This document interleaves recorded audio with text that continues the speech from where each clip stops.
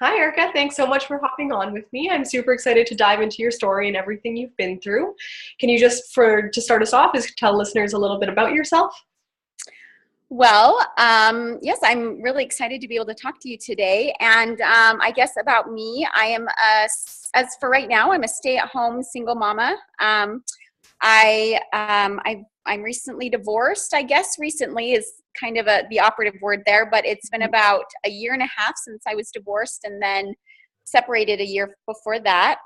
I've had a lot of transition happening in my life over the past couple of years. I left a very Orthodox religion, while at the same time I was separating from my husband, while at the same time I was dealing with chronic pain and fatigue. And so it's been a season of learning and growing and changing for me. And while it's been literally one of the hardest things I've ever done, it has been so completely worth it. Mm-hmm. Wow. No, it's so much you said in this. It sounds like it has been a crazy couple of years for you in the past little while. Yes. Yeah. When did things, I guess, start to change for you? What was what changed for you first? Change for the better or for the worse? Well, I'll say, let's start from the worst before we get there, probably, right? Yes. Yeah. So everything started going downhill about, almost 4 years ago when I had surgery, a pretty major surgery. And right after that, my back started having this horrible pain in my spine, nerve pain all over my body, debilitating pain. And I didn't know what was causing it. I didn't know how it started or anything. I went to doctor after doctor, tried protocol after protocol, and nobody could give me an answer. Nobody could help me with anything. And so that was really, really frustrating. At the same time, again, my marriage was kind of on the rocks.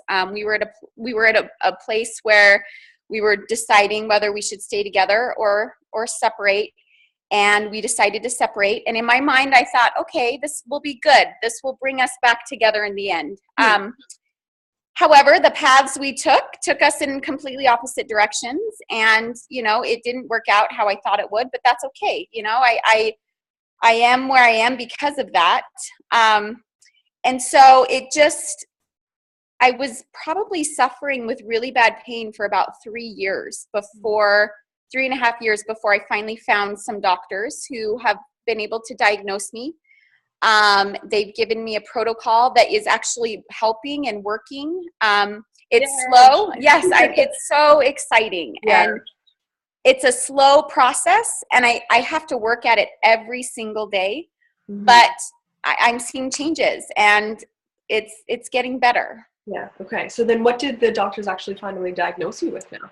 Okay, so I have a whole list of things. I have peripheral neuropathy, which is basically what diabetics get in their feet when their nerves die, like my nerves are dying. I have hyperthyroidism, fibromyalgia, leaky gut, severe depression, and I'm sure there's connective tissue disorder. And so all of the medical doctors, I went the holistic route because medical doctors couldn't help me at all. They couldn't diagnose me, and all they wanted to do was give me pain pills, and I didn't want to go that route because I'm a single mom, and I have to be present for my kids. And so I went the holistic route, and they're the ones who figured it out and got me going on it. I've changed my diet. I've changed everything, and it's finally helping. Wow. So, yeah. So this all started from after your surgery, you said? Yes. Yeah. Can I ask what the surgery was for? I had a fibroid tumor in my uterus. And so they had to cut me hip to hip. It was 1.5 pounds. It was a huge one. Really? I looked 4 months pregnant. But anyway, so they cut me hip to hip. And so it was pretty much like I had a C-section. So the recovery was it was a long process, and I couldn't do anything for like 6 weeks. And then during that time, I bent down to pick up a laundry basket, and that's when the pain just started shooting through my spine, and that's when my nerves and everything just went crazy. Okay, so it started in your back, and then it kind of All over. Goes all over. And do doctors or even your holistic health practitioners, do they know why this all started in the first place or anything? Well, the theory is that it stemmed from the surgery. I mean, it's very traumatic when your body goes through something like that, and stress, and things. Your body, everybody has viruses and things inside their bodies, and then when stress comes, it triggers them. And so, I've been told I had EBV. Which could have been the cause of the fibromyalgia and all this stuff. So that's Epstein-Barr virus. And so, yes, just from major stress and the trauma that my body went through, it just ignited this whole firestorm. Yeah. And this was at the same time that you were deciding what to do with your husband in terms of staying together or not. Yes, during the surgery, we were still, everything was fine. But it was after, when I was trying to recover from the back pain, is when we decided maybe it's time to take a break. So, okay. Yes. Yeah, that's a lot to go through in that time. It is a lot. Yes. Yeah. What role did that play in terms of your health? Oh gosh. It was bad. I mean, I was depressed anyway, and being depressed, you have no energy, you have no desire to do anything. And actually, the thing that helped me was I started seeing a functional medicine chiropractor. And to this day, I hold him so dearly in my heart, because he literally taught me how to change my thoughts, how to manage my emotions, so that I wasn't always just being sucked into this dark hole. It was still really hard, and I was in a very dark time for a very long time. But at the same time, I was reading books by like Wayne Dyer and Tony Robbins, and just trying to learn. My favorite one was The Placebo Effect by Dr. Joe Dispenza. Mm-hmm. Changed my entire life and taught me how to change the thought patterns that were taking me down that road of negativity and sadness and darkness. Yeah. So it wasn't perfect. I wasn't happy, but it was a road, and it was a road that I had to travel in order to be able to get through all of that stuff. Mm-hmm. So, how did you start reading those books in the first place?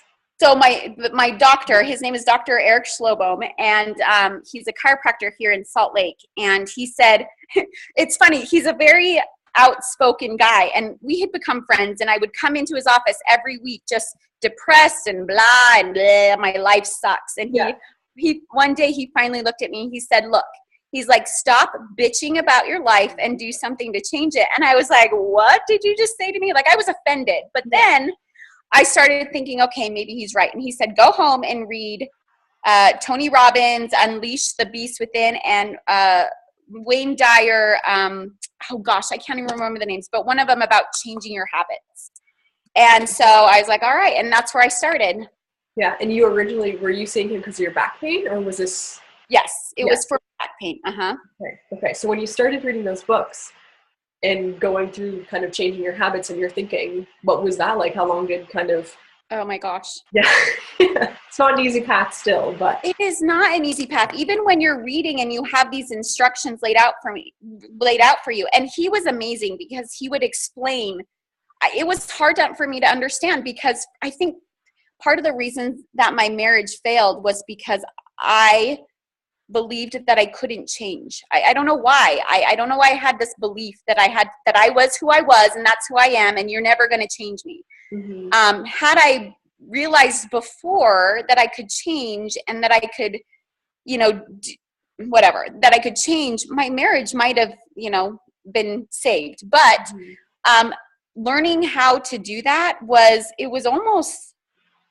was just really hard. I didn't understand. And I had to consciously be aware of the thought patterns and the thoughts that came in my mind, because it was the same cycle over and over and over again.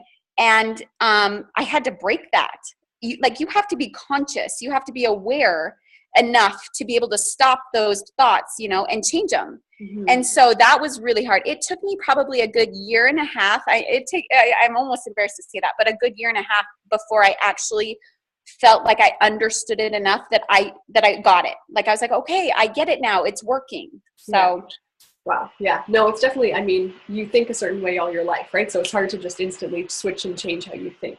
Yes. If you were to go back in time to when things started to, like after your surgery, when you were recovering and knowing what you know now, would you do anything differently? No, I wouldn't. And even with how miserable and how dark it got. I mean, I got to the point where with chronic pain, it messes with your mind. It makes you feel unworthy to live. It makes you not want to live. There were moments where I never, ever, ever would have done anything to myself, to hurt myself. But I thought about, I begged God, please take me. I can't handle this anymore. Mm-hmm. And so even with all those moments and as hard as it got, I wouldn't change anything, because every single thing I've learned and single thing I've been able to change about myself was because of those experiences. Mm-hmm. Mm-hmm. And I love who I am now. Like, I can honestly say I love who I am. I know that I'm still transitioning into who I'm supposed to be. And I know that I can change. Like, and that's a huge, it's like a light bulb that just has lit up my whole life. Yeah. Yeah. It's a pretty powerful way of thinking. When you're like, if you can change how you're feeling or what you're thinking, you can change anything in your life, really. It's true. It's true. How do you feel like you've changed from the beginning to now? What are the biggest ways? Oh gosh, so many ways. But I think one of the biggest thing is I was always a victim before. Everything that happened in my marriage, everything that happened with my afterwards, and with my health, it was all somebody else's fault. And why me? Why is this happening to me? And I have learned how to take ownership for my part in everything. My marriage, the breakdown of my marriage, my health.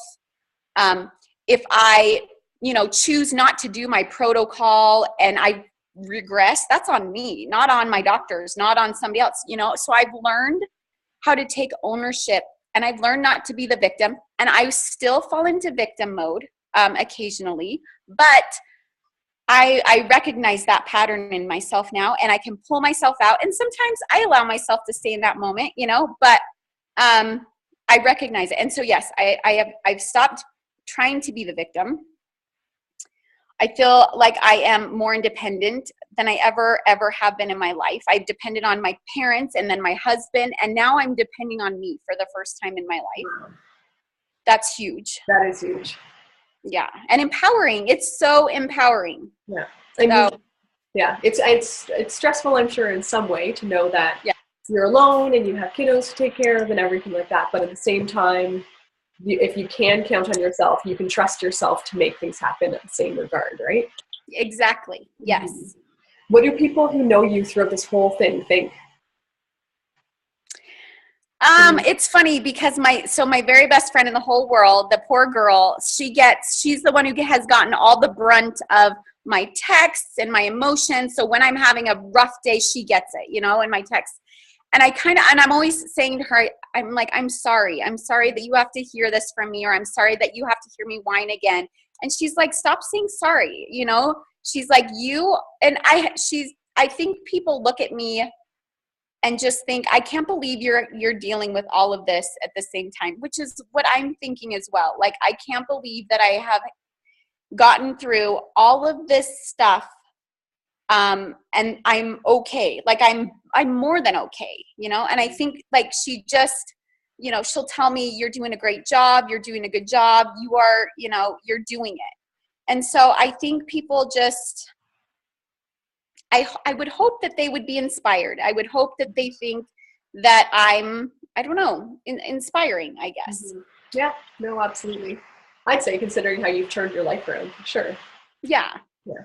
So you started reading the personal development and changing kind of your thinking and thoughts and everything. When did things change for you physically? How do you feel now compared to, what was the timeline for that compared to the mental side of everything? Oh gosh. So my mental changed probably, took about 1.5 years. And so I've been in this whole thing for about 4 years. So it took 1.5 years for my mental, and that also helped. Like, that would help. Not necessarily my pain levels, but it helped my attitude getting through, the day or whatever. And, but it wasn't until, I just met with my new doctors in, August, the end of August. And that's when the physical really, really started to change. I've been impeccable with my diet up to that point even. I was a paleo, I was very strict in what I ate. And they said, well, let's cut out eggs and eggs and nuts, which were the last two things that I was like, that's what I was holding on to. I'm like, Yeah. you can't take that away from me. Yeah. I just wanted to cry, but they took those out. And so, and put me on an even stricter diet than I was. And that is when my inflammation went down immensely. Like I used to get, aches and pains in my joints and all over my body. I haven't had that in a really long time. My spine is healing. It's to the point now where I still have to rest a lot during the day. Like I can't vacuum my house. Doing dishes is hard. Doing the laundry is really hard. If I do that, I have to like rest for a couple hours. But I'm bouncing back quicker. So within the last month and a half, however long it's been since the end of August, that is when my physical health has just changed almost completely. Yeah. And how have you managed without having the eggs and nuts? Oh, I mean, okay, so that's another fun thing that has happened because I have a really good friend who's a food photographer and a recipe writer. And so one day I posted on Facebook my breakfast, which was a bison burger and greens. And then my kids' breakfast, which was a cinnamon roll. And I was like, oh, this is so sad. I can't have the cinnamon roll. Well, she wrote me and she said, let's do a cookbook. Let's get a resource of, recipes for people who have a strict diet as you. And so she has done we've done this whole cookbook of recipes that are tailored exactly to my diet. And I mean, I don't miss them. Eggs and nuts, I'm fine without right now. Like I don't need them. I can start introducing nuts back in just to see how I feel. And eventually I'll be able to do eggs. But I've handled it pretty well, and it's been helpful having these recipes coming in from my friend. So. Yeah. Because sometimes it's like you said, it's kind of like you feel like it's not fair if everyone's eating whatever they want and you can't eat that food, right? Yes. Because right now, what are you not eating? I guess you're not eating like dairy, gluten, eggs, nuts. Yeah. So no grains, no lectin, which is no beans and legumes and things like that. No nightshades. So no eggplant, peppers, and tomatoes. Yep. No sugar. I can have a little bit of natural sugar, like maple syrup and honey and stuff. And fruit. I can have fruit. No soy, no corn. I mean, there's a lot of no's. Basically, I'm eating grass-fed organic meats and greens and most vegetables. Yeah. And what was your diet like before starting all this? Oh, I was horrible. I mean, Taco Bell, ramen noodles, I didn't care. I ate everything and anything I wanted to. I wasn't aware of, I had never had any issues, so I didn't know the effect that food has on your body. But I am living proof. And it took a long time for me even after to realize how the food was affecting me. But I'm living proof that food does affect your body and how you feel. Mm-hmm. So what sold you on the food idea? Was it that same doctor for your back, or was it someone else? Yes. So my first doctor, the first chiropractor that started me on all the books, he started me on paleo. And he's the one who said, look, you got to cut out all the junk, all the processed foods. And that actually was really, really hard. I cut out dairy, eggs, nuts, and sugar. No, not dairy. I'm sorry. That's my son. He has allergies. Those are his allergies. I cut out gluten, dairy, and sugar all at the same time. And that was hard. Yeah, that is torture.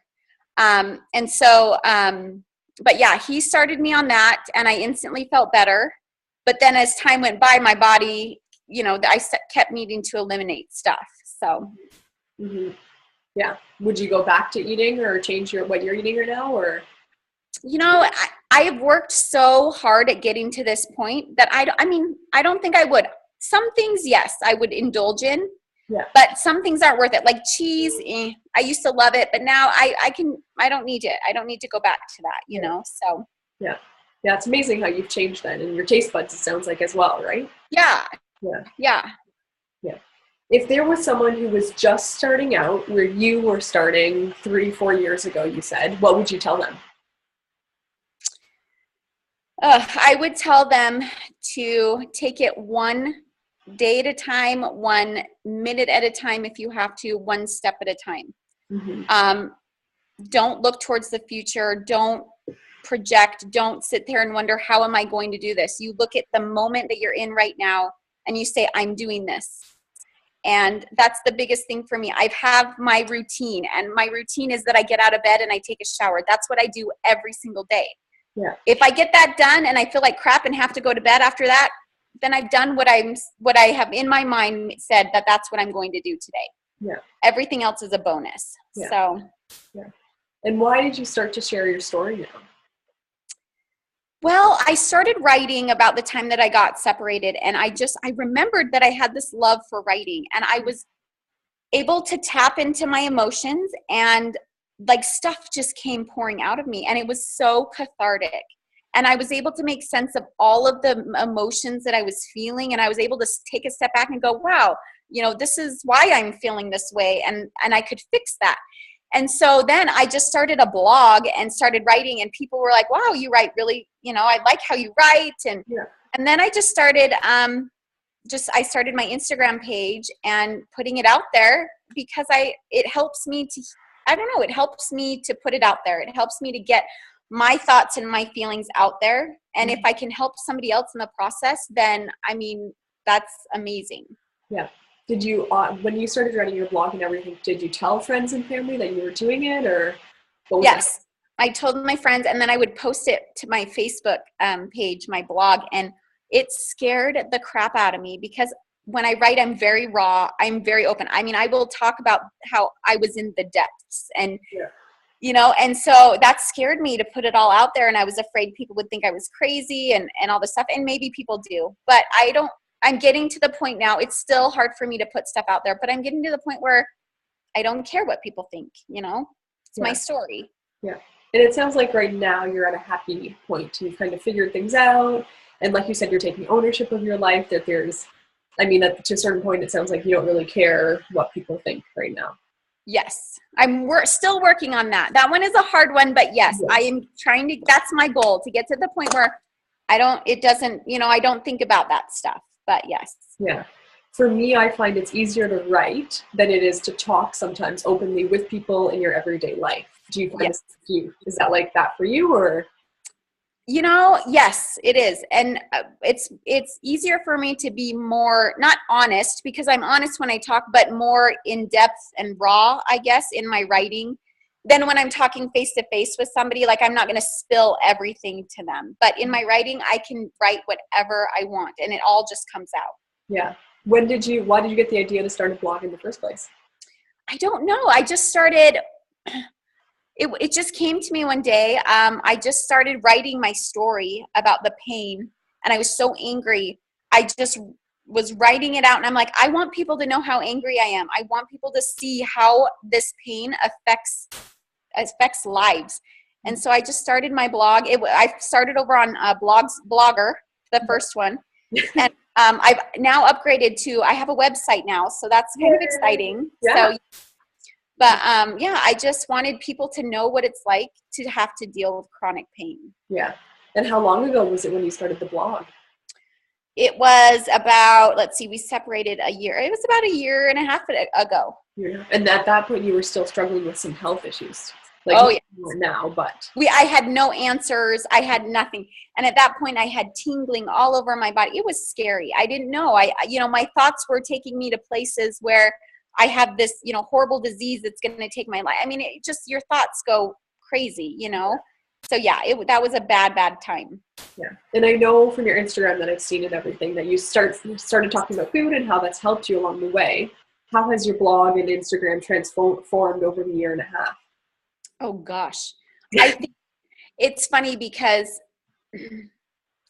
I looking back, even when I started my Instagram, which I only started it maybe 6 months ago. Mm-hmm. Anyway, it's so dark in the beginning, and it's just like I'm in pain. And I think that it's transitioned over the course of the last, little bit to be more, I'm doing this. Like, I am getting through this. And yes, sometimes I have pain and sometimes it's hard and sometimes I want to give up, but guess what? I am still here and I haven't given up yet. And I think it's more of a triumph rather than I'm so sad, I'm so hurting, blah, blah, blah. Yeah.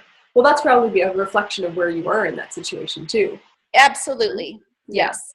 And now I think you're a little bit more triumphant than you were at the beginning because you've been through it all. Exactly. How many kids do you have? I have 2 boys. 2 boys. How old are they? They are 10 and 7. Okay. So that must keep you busy then too. Yes, they keep me busy. And I have them every single day during the week. And then, I mean, my ex will take them at night a couple nights a week, but I have them every day. So they're hard work, and feeding them and making sure that they're entertained and is overwhelming sometimes. But again, I've done it and I'm doing it. So I'm proud of that. Yeah. Oh, you should be. And are you working now? Are you working full time or anything, or? Right now, I'm just working from home, and I'm just doing the cookbook, and then we have a group that we're doing off of that. So, and then just my writing. So right now I get to work at home, which I'm so very grateful for. Yeah, good. Because I was like, how are you managing to do it all if you are working on top of everything that you're doing? Oh gosh, no. Yeah, I get to do that from home, and so that's been helpful. Yeah. Has your ex seen what you've been doing on Instagram and your blog and everything? Yes. Have you talked about it with him, or is it something that he's approached you about? He's talked to me about it. He's given me his opinions, and yeah,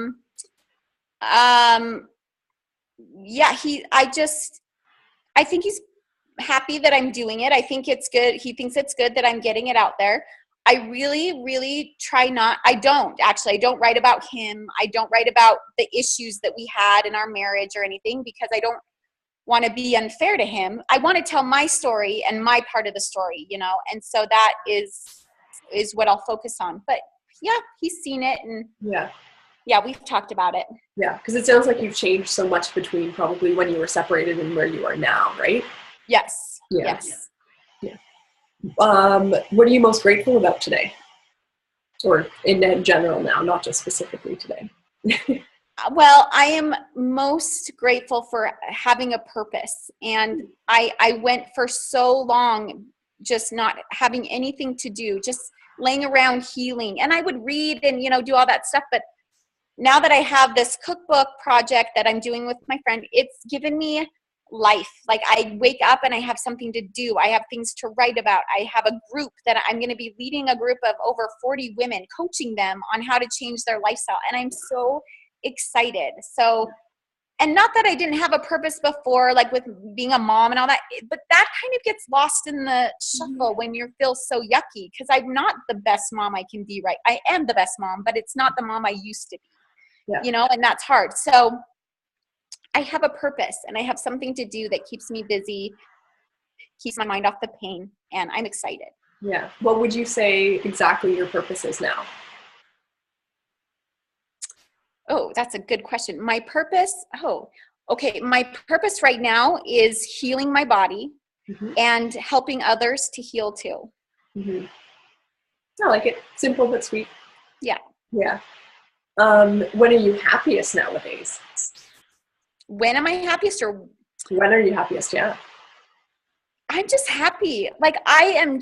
It's funny because the dark doom and gloom cloud has lifted. And that was partly because of the depression that I suffer from. And I am taking some supplements for that. So it's not like I just switched my brain and everything happened. Mm-hmm. But the cloud is gone. I am happy. Like, even when I've overdone it and I'm in pain, I'm just so happy and grateful to be at this point that I'm at right now. Mm-hmm. Because the worst is behind me. It is. I know it's just going to get better from here. Yeah. What were you like growing up? Were you generally more like you are now, or what was your personality like? No, I was I have a fly in my house. That's okay. I was very shy. I was, I had a lot of friends, but if I didn't know you, or it was hard for me to talk to people who I didn't know. I was always out with my friends and doing social things. I wrote as a kid. I would write stories, and I had forgotten my love for writing, but over the years. But I was happy. I was always a happy kid. Mm-hmm. Yeah. Did you know what you wanted to kind of be when you grew up or anything? Well, I always wanted to be a teacher. And so I went to school. I did teach school for about a year and a half. And then I had my kids and I stayed home. But so that's always what I wanted to be, was a teacher. So. Mm-hmm. Yeah. And you are. I'd say yes, I am. Yeah. Yeah. Yeah. Where have you found those 40 women? How have they found you? Through Instagram? Yeah. Instagram and Facebook. Mm-hmm. Yeah. Awesome. Is there any one woman who's inspired you? My friend Brooke, who's done this whole thing. She put the cookbook together, and she's one of those women who, she has an idea. I have an idea and I write it down for, okay, I will get around to this. She has an idea and she's like, okay, let's do it. And she gets it done. And I'm just sitting here going, wait, what? Like, how did that happen? And that's who I want to be. I want to put my ideas into action like her. Yeah. Well, I'm sure she's a good person to have around to keep doing that then. Amazing. Yes. Yeah. Has she gone through any health struggle or anything, or is she just kind of how she is? No, her health struggle is more that she just doesn't, she's, lacking energy, but nothing major. Yeah. But she is, she's a single mom. She was divorced. She had to start her entire life after her divorce from scratch. She's, got this amazing career that she has built from scratch, and so, and she just empowers every woman who comes in her presence just by being who she is. She's amazing. So, yeah. Well, you two sound like a force of nature together, I think. Oh, well, thank you. Yeah. What's your definition of perfectly imperfect? Oh, me? Yeah. Right here? Yeah. This is perfectly perfect. And I just love that whole term, because I was a perfectionist for so long, and I'm still learning how to let that go. But perfectly imperfect is being who you are, being exactly who you are, I think. Yeah. And then what's your definition of powerfully passionate? My definition of powerfully passionate is doing anything and everything you have to do to reach your dreams and your goals, even if it takes you one step a day. Like, you do it no matter what. Mm-hmm. It doesn't have to be done, in one fell swoop, but you take your time if you have to, and you get it done. Yeah. How has your definition of those two definitions changed over the years? For the longest time when I got married, I became a wife and a mom, which are great, great things, but I lost myself completely in that. I didn't have goals. I didn't have dreams. I cleaned my house all day. I took care of my kids, and, so now that I have gotten to the place where I know myself again, I know what my passions are. I know what my desires are. It's changed everything. It's changed my ambition. It's changed how I work, how I do things, because I have a purpose now. I have a goal, and I know exactly what it is. Whereas before, it wasn't a bad life that I lived. It was just, I was just there, Yeah. Yeah. It's funny how so many people, and I think I did the same, where it's like you're existing, like you're living, but you're not truly living. And it's funny now that I'm sure that you've gone through everything and you're really making the most of every single moment. You're like, this is what it means to be alive. Exactly. Yes. Yeah. What's next for you? So I know you're working on the cookbook and everything, but what are your dreams or visions of the future and everything? My dreams and visions are I want to be independently successful. I want to be a life coach. I want to help people. I want to build a business where people can come to me to help, to learn how to learn everything that I've learned how to do, and to feel empowered and to go after their dreams. I want to be an involved, active mom with my kids. I want to take them on vacations and trips and travel. I want to travel all over the world. I want to see everything. And I've learned too, something I've learned throughout this whole experience is that I want to have every experience that I can possibly have, whether it's a good or a bad, because I want to experience everything. I want to know what it's like to try and do almost everything, not everything, but almost everything. Yeah. I don't need to skydive. That's, whatever. I wouldn't want to skydive either. Yeah. So you say, so helping women, if you were to try and help a woman, what are 3 things, like top 3 things that you would do to help someone through something?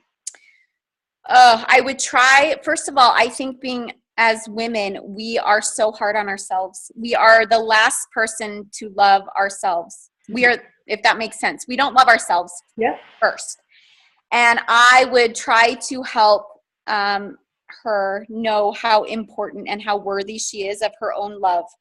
And I would want her to take the time to put herself first and to self-care, and to just, instead of giving so much to everyone else, because that's what we do as moms and wives, and that's what we will always do, but you also need to be giving to yourself. So I'd help her to know that. I would want her to know that she's capable. I think a lot of times as women too, we feel like we're not capable of doing anything other than being a wife or a mom or doing whatever it is that we're doing right now. I would want her to know she's capable of changing, of being successful, of doing whatever her heart wants her to do. And the third one, I would just want her to know that she is loved by others as well. Not just how important it is to be loved by yourself, but know that you're loved and valued by others. Mm-hmm. Mm-hmm. I love those 3. This is like totally going back, I guess, but what have your boys been like throughout this whole thing? They have been amazing. They've been so good. We've moved houses and everything. That was the hardest transition time when we moved. They had some anger with that. And we're kind of going through a transition now with my 8-year-old. He's a little bit angry and I'm trying to figure out why. Obviously it's because of, things that have been going on, but they're amazing. They help me with the laundry. They help me with the dishes. If anything, I want them to come away from this experience having a compassionate heart and knowing that it's okay to help people when they need help, and you don't shame that person and you don't make them feel like they're a piece of crap because they can't do stuff, but you help them and you don't abandon them, when things get hard and when it's hard. And so they've been amazing. I'm just so proud of them. Yeah, I was going to ask that. I was going to say, what would you want them to learn from all of this? And you totally beat me to it. So thank you. Perfect. Yeah. I always ask for listeners who want to get in touch with you and after hearing your story, what's the best way to get in touch with you, or what's your Instagram account? Oh, so my Instagram account is heal _2 heal to live. Mm-hmm. And you can get a hold of me on there. I'm on Facebook at Heal to Live. Ericka French. You could probably find me under Ericka French as well. You can message me either way. I am really good at messaging back. And I would love it if people felt inclined to follow me and come along this journey with me. So awesome. And we'll have all the links and everything underneath.